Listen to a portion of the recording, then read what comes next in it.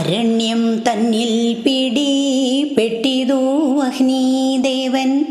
കരഞ്ഞു തുടങ്ങിനാൾ ജരിത തനുമപ്പോൾ. നിർഘൃണനായ പിതാവിവറ്റെയുപേക്ഷിച്ചാൻ ദുഃഖിക്കുമാറായി ഞാൻ പൈതങ്ങളിവരോടും. പറക്ക പോകാതെയും വന്നിതു ബാലന്മാർക്കു നിരക്കെ പിടിപെട്ടു വനത്തിലഗ്നി താനും.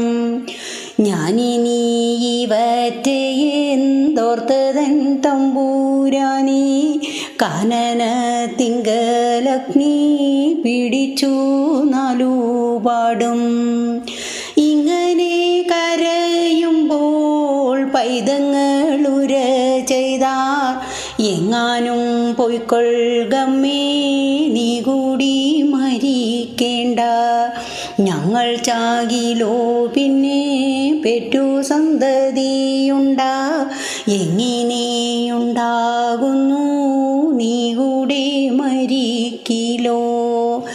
ഞങ്ങളെ സ്നേഹിച്ചു നീ സന്താനം മുടിക്കേണ്ട, മംഗലം വന്നു കൂടും പിന്നെയുമെന്നേ വരൂ എന്നതു കേട്ടു പറഞ്ഞിടിനാൾ ജരിതയും.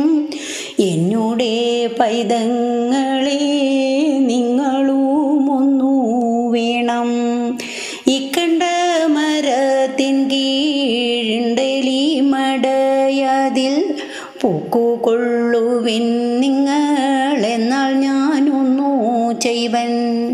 പൂഴി കൊണ്ടതിൻ മുഖം മൂടിവെക്കയും ചെയ്യാ, മൂഴിതൻ താഴെ തീയും തട്ടുകയില്ലയല്ലോ. കീഴെ പോയി കിടന്നുകൊണ്ടിടുവിൻ തീയാറിയാൽ, പൂഴിയും നീക്കിക്കൊണ്ടു പോന്നുകൊള്ളുവനല്ലോ. പൈതങ്ങളതു കേട്ടു മാതാവോടുര ചെയ്താർ, പൈതാഹമാടുമേവും നെലിയുണ്ടതിലമ്മേ.